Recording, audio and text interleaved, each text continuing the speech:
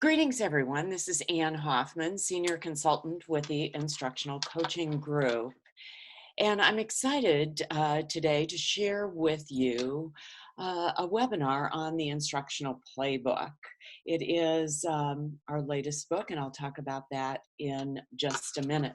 But before I share a little more about the Instructional Playbook, I would like to share some references where you can get more information about this and certainly other things. And I would definitely direct you to our website, instructionalcoaching.com. That's where you can purchase the book if you want to. I'm not telling you absolutely have to at all. I'm going to give you lots of information on how to create an instructional playbook during our time together for the next 45 minutes to an hour.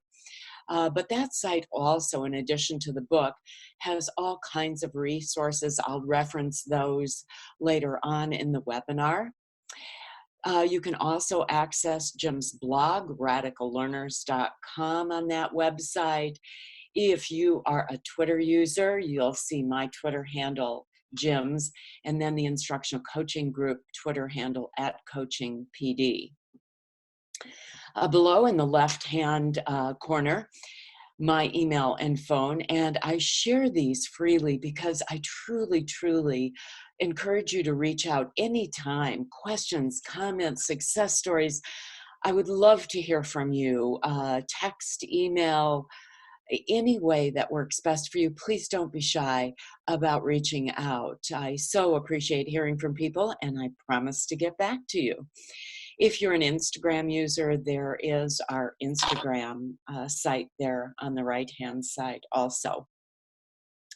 So the instructional playbook, and by the way, I will put this exact slide up at the very end too. So if you missed anything, no, it'll come back up at the very end. So the book, Instructional Playbook, it is our book. Our entire team worked on this, just came out last December. And as I said, if you're interested, and I'm not trying to push anything on you, but if you are interested, you can purchase that on our website.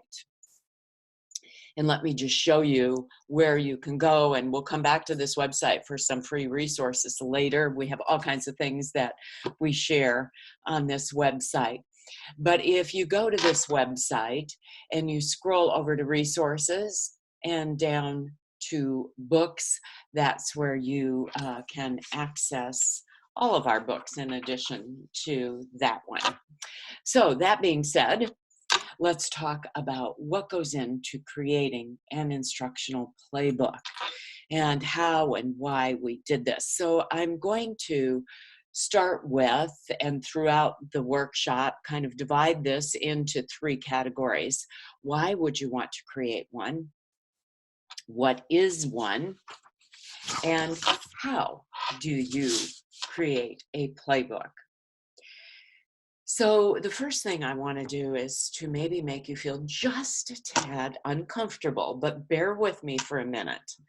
I would like you to imagine all of your strategies. And by the way, I should say that the instructional playbook is designed for coaches and or people who do professional learning. Coaches do that, but also district leaders do that. So in that role of sharing professional learning with others, coaching others, I would like you to imagine all of your strategies housed in a file cabinet or two or three. And maybe that's electronically or maybe it's physically, but imagine that for a minute. And then imagine dumping all of your strategies on the floor. I know that's not a comfortable feeling, but then I'm going to ask you to rearrange them. And in that top file drawer, to put back the strategies that work best, because all of your strategies work. But in your top file drawer, think about putting what works most often and is needed most often.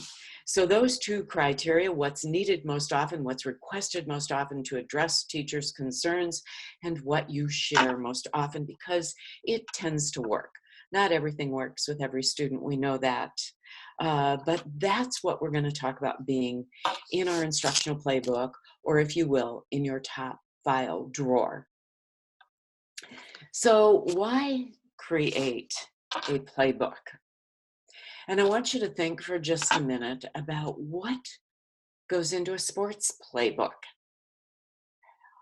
And when you think about why sports, say a football playbook or a basketball playbook or most any sport, they have plays in their playbook because they want to win.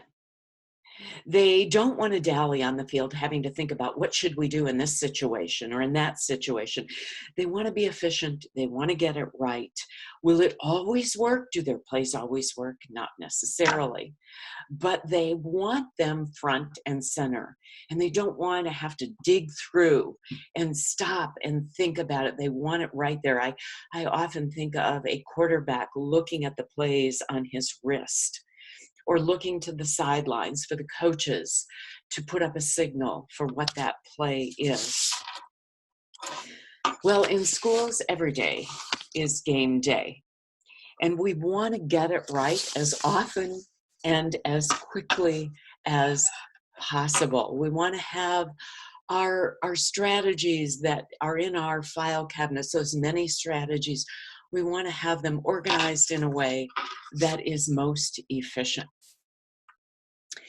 If you are familiar with our impact cycle, I would just like to share where the playbook comes in our impact cycle.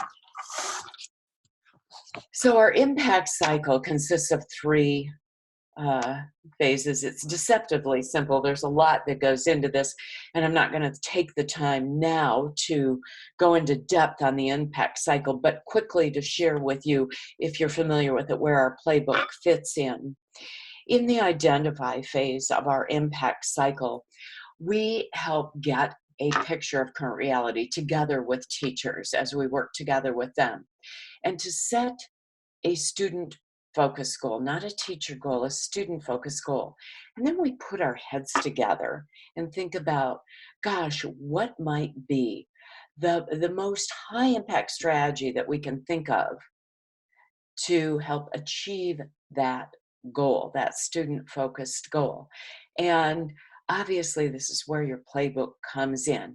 Do I have those strategies kind of organized in a way that I can quickly go to my playbook and say, as a coach or professional developer, gosh, I've got a couple strategies in mind. It also comes in the second phase of our impact cycle, and that is learn. And that is not about students learning. That is about the teacher learning to implement a strategy that they haven't done before. So once we decide on a strategy and the teacher says, yes, I'd like to learn how to do it, then our playbook is very handy again in helping a teacher learn it, because our playbook will include, as you'll see later on, checklists on how to implement a strategy. And then, of course, once a teacher implements, we'll look at making adaptations along the way. And the playbook is helpful as we look at that data. So I just wanted to give you a little perspective on where it fits in.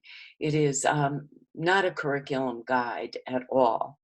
So those two areas are really our greatest emphasis on where the playbook fits in with our impact cycle. So the playbook is a tool for coaches, for professional developers, to help us be clearer, more focused, more explicit, and really more efficient. When a teacher says, gosh, here's where I want students to be, and you've helped them set a student focused goal, your mind is racing. Gosh, what do I have in my playbook that would help? And so we want those playbooks to be as organized, clear, and focused as possible. So what goes into that playbook?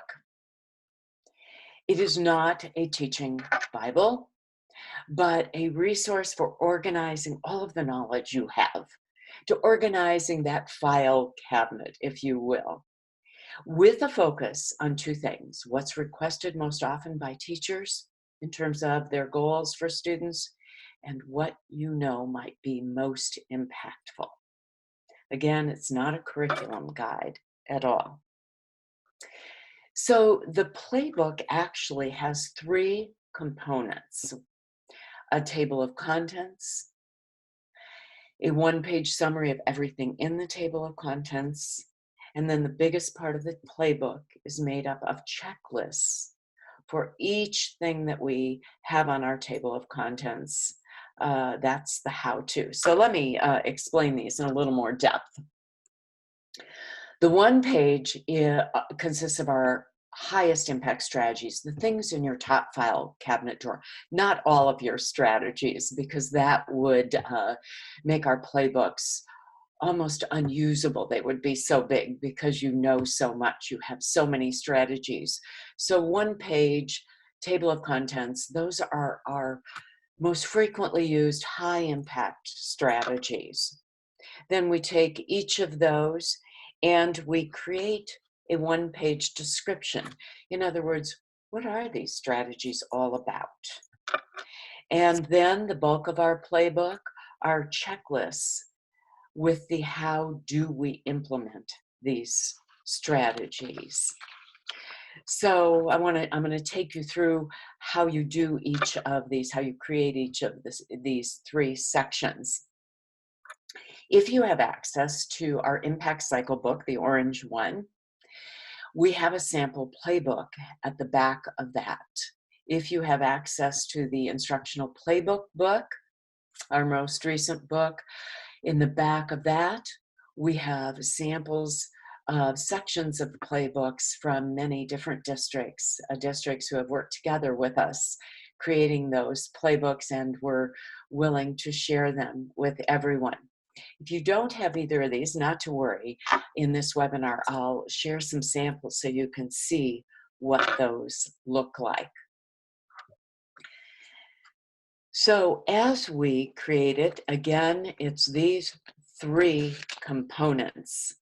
And I want to start by focusing on how we create that first one, the table of contents that we often refer to as the TOC. So how to create that table of contents. And again, in the impact cycle, this really comes into play when we are helping a teacher decide on a strategy. A teacher has a goal, they know where they are, their current reality, where they want their students to be, and then we put our heads together. And this is really where the table of contents comes in, helping pick what strategy might get teachers to that goal. So it is a one-page list of our highest impact strategies. It is not everything. It is, again, those strategies that we share most often that we think might be most impactful. No strategy works with every student all the time. Oh, that would be so easy, wouldn't it? But these are the ones that tend to work most often. So let me share with you an example of ours. This is the one from our Impact Cycle book, the back of that book, if you have that. If you don't, here it is. It is a one-page list of the strategies that are in our playbook. And we, as you can see, have put them in categories. And notice that this is what we like to refer to as non-denominational, if you will. It's not specific to any content area. These are strategies built around good pedagogy. These are strategies taken from our High Impact Instruction book, Jim's book called High Impact Instruction. If you have that, you'll recognize these strategies. And Jim didn't just pick strategies, his favorite strategies for that book. Not at all. He put in this book those strategies that address the most often requested goals by teachers and those strategies that we know work best most of the time, that have research behind them, that strategies that we know work many, many times in many different classrooms, many different grade levels and subject areas. So as we look at these 4 areas, let me use the analogy with you that we like to think of, and that is taking a trip. You most likely, if your family was going on vacation, if you were taking a trip, would not just throw your family members, your children into the car and say, "Okay, kids, we're taking a trip. I'll let you know when we get there." You wouldn't even be 2 feet out of your driveway before your kids would start saying, "Where are we going? How long are we going to be gone? What are we going to see along the way?" And to us, that is content planning. Not only does the driver know where you're going, not only does the teacher know where students are going with their learning, but do the passengers in the car, do the students know where you're going, what you're going to do along the way, and where you're going to end up? And you can see we have a couple strategies under content planning for sharing that information with students through guiding questions, through learning maps, through graphic organizers. Formative assessment is like the GPS in your car. It tells you whether you're off track, on track, whether you need to uh, make a U-turn. And that is like formative assessment in the classroom. Various ways that tell teachers, hey, we need to re-instruct, we need to do something differently, students aren't getting it, or they are getting it. And you can see under formative assessment, we have several different strategies. Again, this is not a comprehensive list, just some of our most high impact ones that we share most often. Instruction, we liken to the gas, the fuel that you put in your car. If you happen to, by mistake, never intentionally, if you happen to put watered down gas, not the most efficient gasoline in your car, you might not get to your destination as efficiently, if at all. And we liken that to good instruction in the classroom. And under this category, we have some that certainly deal with engagement, our most often requested goal. You can see some of our high impact strategies for instruction there. Community building is how we're all going to get along in the car so we don't kill ourselves by the time we get to our destination. And this is really about how we all work together in the classroom. It's more than just classroom management, it is also relationships, kids feeling safe, student voice being heard, relationships being built. You can see some of ours in that category. So this is an example of our one-pager. It doesn't mean this would be exactly what your one-pager looks like, but we find it helpful to put things into categories. Remember, the mantra is, it is not a comprehensive list. We also don't want you to get hung up on the word strategy.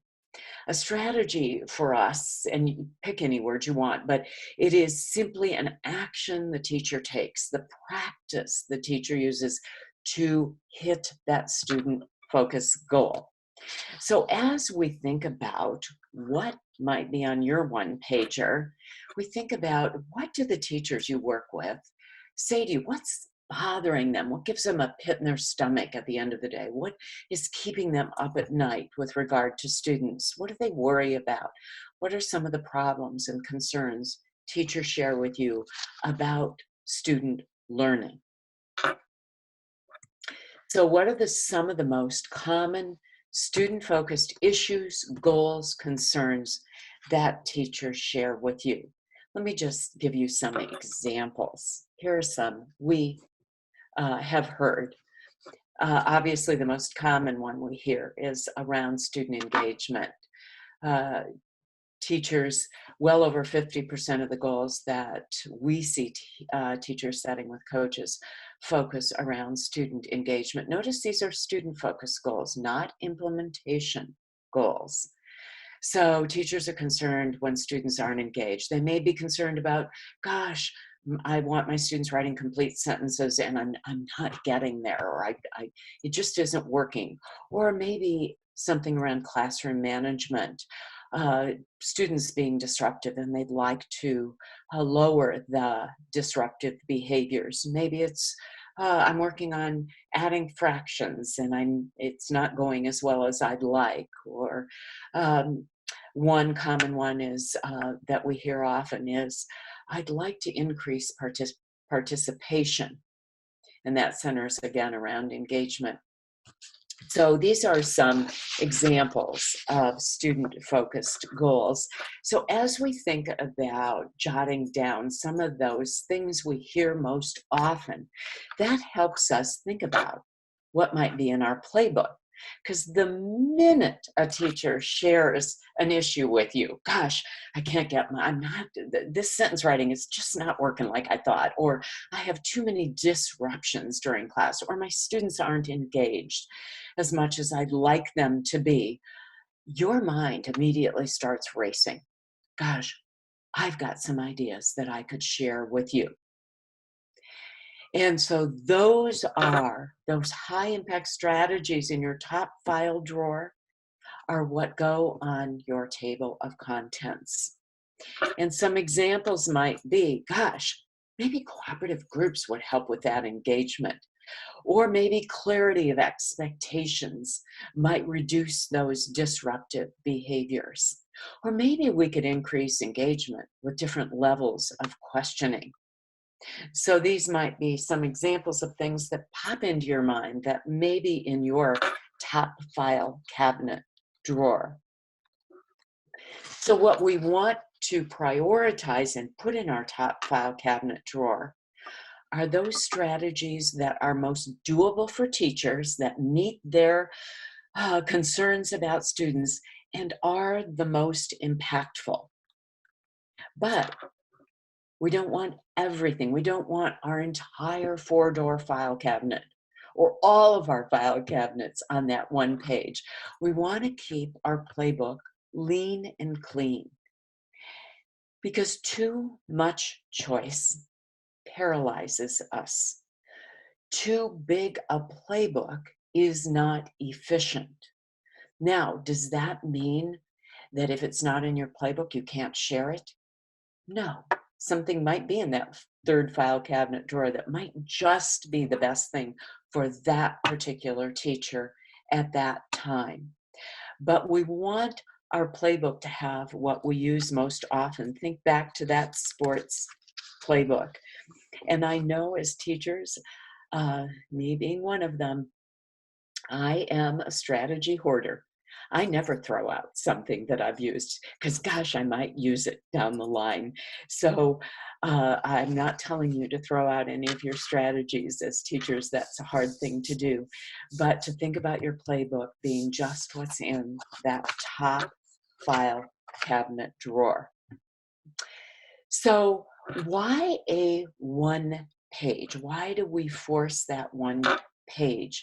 If I were to ask you to write all of your favorite high impact strategies down, you probably would have more than one page, but we want you to hone it down to those most impactful that meet most of the requests you get. And one pagers, as Bill Jensen says, helps us really get focused. We have to really say to ourselves, okay, what am I hearing most often from teachers as their concerns around student learning? And what do I share most often?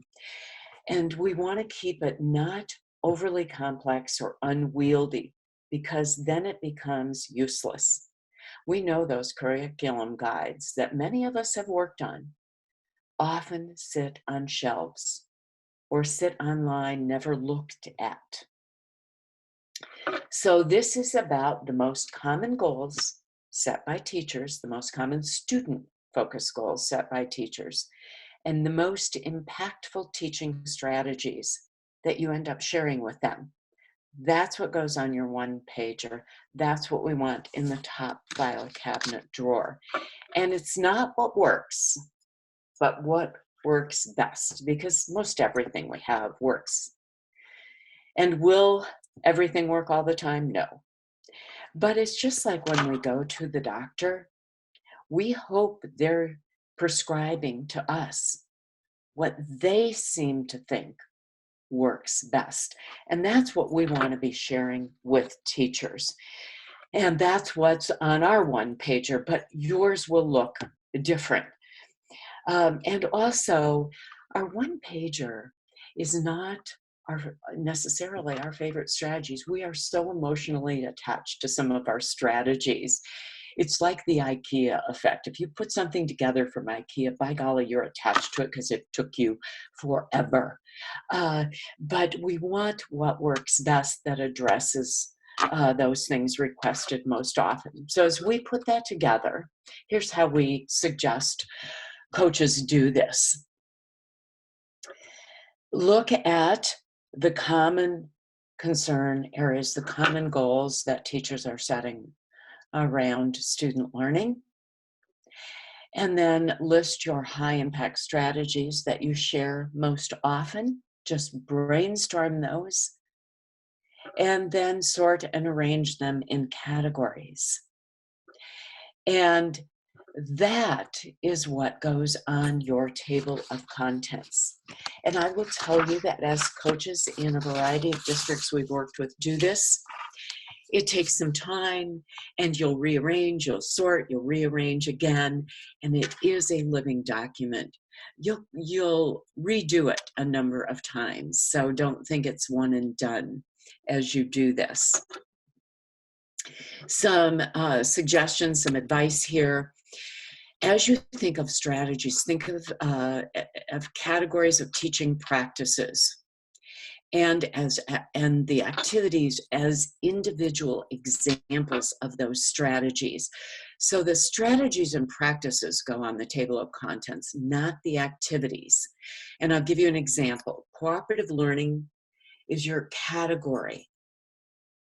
Think, pair, share would be the activity. It will go in your playbook later on, but not as a strategy on your table of contents. Cooperative learning would go there. Think, pair, share will come later on in your playbook. So strategies and practices go on the table of contents versus activities, which will come later in the checklist section. So not to worry, they will appear. So as we think about it, we have a checklist for our table of contents as you're working on those. And this, by the way, is the toughest part of the playbook to put together. I'll just give you a heads up on that. It's the hardest part. Once you get this done, and again, it's always a living document. You'll refine it all the time. But once you get most of it put together, the rest is much easier. So our checklist, you want only the high priority teaching strategies. Keep it to one page. List those categories, not the individual activities, not professional development activities, not data to be gathered. Again, keep it to those practices and the most common ones. And remember, it's not set in stone. Once you do this, you can change it. Don't ever think it is one and done. Here is an example of Irving ISD in Texas. And you can see they've done theirs similar to how we've put ours together with some different things under their categories. And they've put PLC, a couple PLC questions on theirs too, which I thought was a nice touch and unique.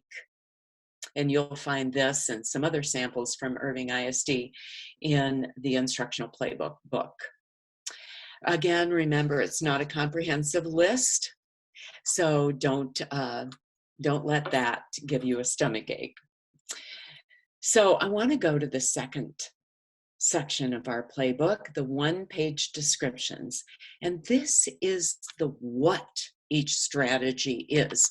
So what we found is that as we created these one-pagers, that coaches were often not clear on their descriptions. If a teacher says, gosh, I'd like to try guiding questions, or I'd like to implement cooperative learning, that sometimes as coaches, we aren't always clear on our explanations. And it's not because we don't know it. It often is because we know it so well that we forget about certain things. And you can't get good at something you don't know, as Doug Fisher says. And so we want coaches to be very clear on their explanations. So one-page list, one-page descriptions. The descriptions are, okay, a teacher says, gosh, um, what what strategies do you have in mind as my coach? And you go to your playbook and you say, gosh, I've got a couple ideas. And that's when you pull out your one-page descriptions. It is the what. It's like as if you were buying a new car. Here are 3 different car descriptions. What do you think? Or a couple different descriptions of a couple different models. What do you think? And as the coach, you are the chief explainer. So as you go to explain a strategy, that is more complex than you think. And so we not only have to know what we know well, but we have to be able to communicate it very clearly so a teacher can say, yeah, I think I'd like to try that. And if you can't explain something clearly, chances are it's not going to happen. Now, the one-pager is a description, just an overview, so a teacher can say, yeah, oh, I'd like to buy that car, or I'd like to take a closer look at that car. It is not a guide on how to. That will come later with the checklists. So we have found that an outline, a format, if you will, for creating the one-pagers has been very helpful. And here it is. We start off with, in one sentence, a description of the strategies. So we may say, guiding questions is about, cooperative learning is about, a learning map is about, just to give the teacher an idea. Okay, here's what it is. And then we say, and here's some of the data behind it. We have tons of research in our field. We should be using what works best, what has data behind it, as often as possible, the science of our teaching. Now, that doesn't mean everything has to have data behind it. And I'll talk about that in just a minute. You may be sharing some things that don't have data, but if we have it, let's say to teachers, here's some of the data. This has worked many times in many situations. I'm going to show you some examples of one-pagers in a minute. Then we talk about what's the point, a few sentences on why might you want to do it. What's the point of this? And then a few sentences on how teachers might use this and how this might be used by students. What might they be doing? Now, I want to go back to that research check for just a moment. As I said, you may not have research behind it. You may have what we call local validation. Gosh, this has been used in our district for many years, and we've seen good results. Certainly that would be important. So let me share some examples of one-page descriptions with you and how people have adapted them. This is our general format, but it doesn't always fit exactly. So I'll show you some examples. Here is ours for cooperative learning. And what I'd like you to see about this is, instead of what teachers will be doing and what students will be doing at the bottom, we have listed, here are some examples of different cooperative learning structures. Here is one from Frisco ISD in Texas on vocabulary, and I share this because there's an example of their research, and they looked to Hattie as well as Stahl and Fairbanks for that particular strategy out of their playbook. Here is one on classroom climate, specifically positive reinforcement. And I share this from Oklahoma City.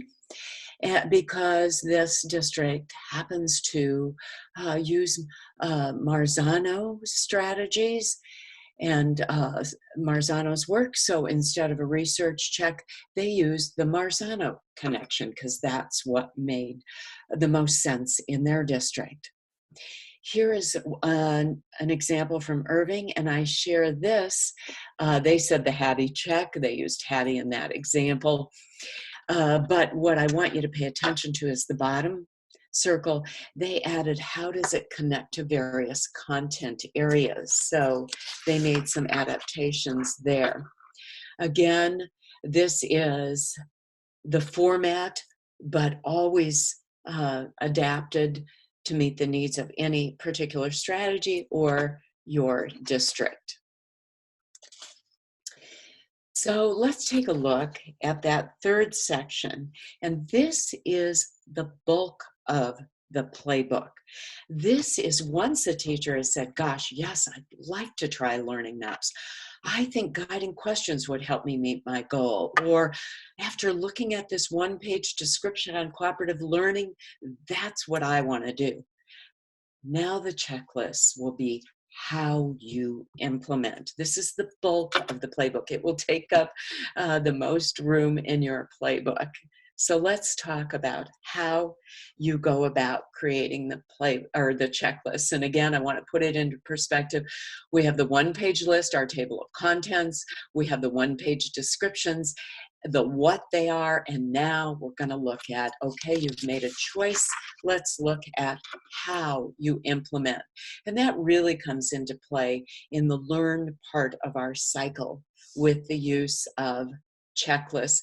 And also, as we make adaptations, we can go back and look at our checklists and see if we need to make any changes. So I want to talk about Atul Gawande. He's not an educator. He is a surgeon. You may or may not be familiar with that name, but he wrote this book, The Checklist Manifesto, and his work has heavily influenced our thinking around the impact, the importance, and the usefulness of checklists. So I'd like to share a quote from that book with you. As Atul Gawande said, checklists remind us of those minimum steps that we need to do. That if we don't, the strategy may not be successful. And Atul Gawande wrote the Checklist Manifesto because he learned, and I'm going to let you hear from him in just a minute on a short video, but because he learned that through the use of checklists in the operating room, they could greatly reduce complications and death rates. The importance of a lowly checklist, reminding us of the minimum steps we need to do to keep that patient alive and to not have complications. And for us, we find checklists just as helpful to make sure students are learning and to make sure the strategies are as impactful as they could be, to make sure we don't have any, as we joke about, lethal mutations. So let me share a video with you. This is a very short video. Atul Gawande talking about checklists, and think about what he has to say in terms of saving lives. Here we go. Oops, sorry about that. Part of what's important about the safe surgery checklist is just the concept, because in many ways it feels so foreign to us or belittling when you're a surgeon thinking that you've got to use a checklist. It's really an idea we borrowed from what pilots use in aviation, that we can't assume that we're going to remember everything and that nothing's going to get dropped that's really important to the survival of the patient and to not having a complication, not having something go wrong. That's tough on our egos, but what we found in our research was that when we designed a very brief checklist that made sure that critical things we don't want to forget are on the checks, teams cut their complication rates and death rates by more than a third. when they used it. So that's why it's so important. But it's hard. So certainly cutting complications and death rates by a third is a pretty impressive figure. And I sure would want a surgeon using a checklist if I were laying on that operating table. And they can be as impactful in our implementation of strategies as they are in the operating room. But one thing that Atogawandi talks about with checklists is that they need to be two things, both precise and provisional. And what he means by that is precise. Obviously, we want the important things so the plane doesn't crash, the patient doesn't die, the student doesn't learn. But we also need to make them adaptable for that situation. For example, gallbladder surgery may have a standard checklist, but what if this patient is diabetic? What if this patient has a heart condition? We may make some adjustments. Just as you share checklists with teachers for implementing a strategy, they may need to make some adjustments given what they know about themselves and about their students. So I'm going to let you watch Jim talk with Krista.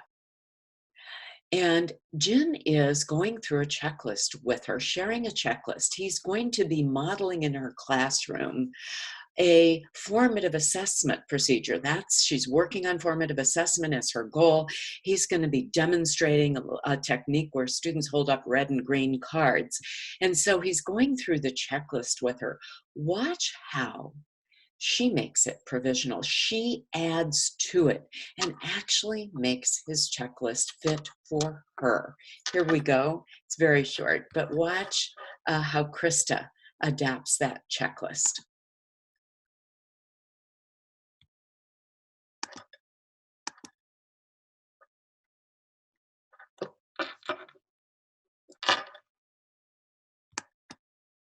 We created this checklist of what it should look like. Okay.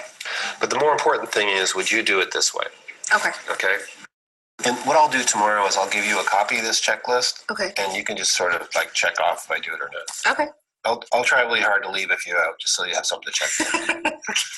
So first thing is you ensure that all the kids respond. I want every kid, when I use the response card, I want every kid to hold up their card one way or the other. And that's why I'll do the signal cue. Okay. Do you think that's a good idea? I agree. Okay. Are you going to give them a little time to practice their... We'll practice it before we do it. Okay. That's a good idea, though. Just to add that in there. So I know they're going to be on 3 or after 3. Yeah. That's a great idea. What else do you think? And just to reinforce the no opt-out. Right. That they have to answer. Right. I get a lot of the opting out. Okay, so you got to see how Krista actually added steps that were intuitive to Jim. He most likely would have done them, but as a new learner, she was making that checklist very explicit for her. So this is non-evaluation of anyone's knowledge, but a time through the checklist to just clarify. You saw how he was going through each check. Sometimes we hand things to teachers, we assume maybe they get it, and because we've done it so often, we forget that it may be new to them. So let me just give you an example. Let's say that we were working together, teacher and coach, teacher and professional developer, on a teaching routine cue do review. I've simply taken something like that and put it into the form of a checklist. We've just taken those steps for implementation. Here's another example. Turn to your neighbor. Sometimes we forget that there are some very specific steps that go into something that maybe we've used very often, but someone else has not ever used. And there are some very specific steps that make it successful when we implement it. I'm going to show you where you can get a bunch of these checklists in just a minute. So why are checklists so darn helpful? The airline industry depends on them. Our surgeons depend on them. Why are they so impactful for us in classrooms? Well, first of all, there is the complexity of the classroom and the complexity of implementing something new. So if we're trying something new, it's easy to get overwhelmed by the details. And also as coaches, sometimes when we explain things, we're not as organized or as clear as we should be. It also gives us a way to check for understanding. Oftentimes we go through checklists, assuming people get it. They assume they get it. And after the fact, they realize, maybe I don't understand this as well as I thought. And also third, and I think this is one of the biggest, is that curse of knowledge. We can never take ourselves back to the time when we did not know how to implement something. You cannot go back to that time of not knowing. We just can't remember what that is like. The fourth reason is often there's just too much to remember. One of the absolute best statements that someone said to me that really stuck with me as they were using a checklist to teach something they've never done before is they said to me, gosh, this frees up space in my brain. I'm trying to look at the clock, watch my pacing, deal with behavior, formatively assess each and every student as often as possible, and do something new. And if I have this checklist next to me, it sure makes it a lot easier. It helps make things doable for teachers because it helps focus, it helps deepen the knowledge, and it helps simplify. And it does that for coaches as they're putting together these checklists. And as we share them with teachers, it gives them a voice. We're not just handing them a checklist and saying, here, do these steps, good luck, I'll check back in with you. We're going through each step, checking for understanding, and allowing the teachers to add to it and make it their own. That's the provisional part, as Atul Gawande talks about. And I love this from Adam Grant. As you get better and better at what you do, your ability to communicate it often gets worse. And that's why creating these checklists is as helpful for coaches as it is for teachers. I want to just take a moment to talk briefly about what goes into an effective checklist, because we can create checklists that actually make things worse, and that's not what we want to do. This information actually came from the airline industry, a man named Daniel Borman, who creates checklists for pilots. And thankfully, the airline industry has kept us safe, and they do that via checklists for everything. And what Daniel Berman says about checklists is they should be concise, very as short as possible, 10 items or less. If it has to be more, maybe we make that 2 checklists. He says explicit, making sure that everything crucial is stated, everything that needs to keep that plane flying, that patient alive, the student learning, the teacher implementing correctly and as effectively as possible. Precise, making sure that each item is very clear, easy to understand, stated in as simple a way as possible. Comprehensive, everything that is most important is on there. However, teachers do have brains. We don't need to put little things on there that we are quite sure teachers would know. I think of a checklist in the past that someone put on there, you know, if you're using the whiteboard, make sure you have your whiteboard pens ready. That kind of stuff probably does not need to be on the checklist. So here's one for Think, Pair, Share. And the question comes up often, how many checklists? By the way, I'm going to show you where you can get all these checklists and many more in a minute. How many checklists? Well, let me show you some examples. We want as few as possible, but sometimes you'll need more than one for a particular strategy. So here from district, this was on vocabulary. They had a checklist for Marzano's 6 steps as well as one for the Freyer model. So some options there. Here's one for rubrics where more than one checklist is in order here. One for how do you design a rubric, another for how do you use a rubric. These samples are taken from other districts, and these are from our Instructional Playbook book. Here is one from our book, from the Impact Cycle book, from our playbook at the back of that book. And this is for creating a learning map. Here's what a quality learning map is made up of, what goes into one. Here's how to introduce it. And here is how you might use it each day with students. So 3 checklists for that particular strategy. But for do, or for I do, we do, you do, perhaps just one checklist would be needed. So I mentioned you could access checklists. So if you go to, again, our webpage, scroll over to resources and books, and you scroll down to the impact cycle. And within that, you scroll down to the Instructional Coaches Toolkit. You will find all kinds of checklists, one for all, a lot of cooperative group structures, the checklists that you just saw on learning maps, all kinds of checklists you'll find there, and we hope you'll find them useful. Feel free to use them, adapt them, make them your own. As we come to the end here, I want to mention that this playbook is a living document. It is never done. You will always be changing it. If you use it for a while and you find there are strategies that you never share with teachers, take them out. If you find that there are strategies you didn't put in that you are sharing often with teachers, put them in.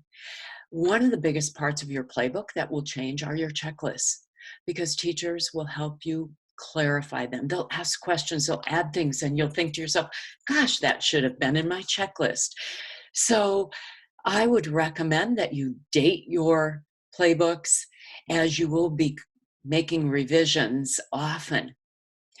And just remember, it's not ever a one and done. You want this to work for you, and so make changes as appropriate. I want to share some frequently asked questions. Who creates the playbook? It was designed originally to be created by coaches and people who do professional learning with teachers. But that's not to say that those are the only people that are involved in creating it. Those are the people that we see using it most often, so we want them definitely involved. But in some districts, district level curriculum specialists have been involved, teachers, administrators. Oftentimes, districts start with a big group and involved, people sharing their voice on what goes into a playbook, and then a smaller group of coaches taking that and refining it, and often sending it back out for feedback, back and forth, as they create the version they're going to start to use. How large should a playbook be? Lean and clean. Only what you're using most often, addressing the most often requested goals that teachers are setting for students. So as we say, not huge, then it becomes unusable. It becomes like some of those 300-page curriculum guides that we don't use. It paralyzes us when it is too big. So just what you use most often. So don't add things like,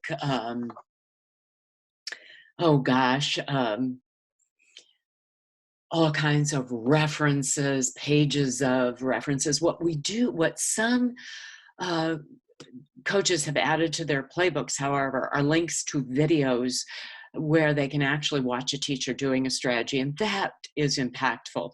But you don't want to add an appendice with references and making it very long. Then it becomes too much. What's the best way to structure it? I shared our 3 sections, and we happen to think this is the most impactful way, and districts that have done this with us have used that and found it helpful. Should there be a district playbook or one for each level or content area? This is a question that doesn't have an exact answer. I'll share with you what we have found. We feel that our playbook includes good pedagogy. For example, clarity of expectations is as important with first graders as it is with 11th graders. Now, how you implement that may look different at each of those levels. And content areas, good engagement is good engagement. So we see our playbook as somewhat non-denominational, as we like to joke.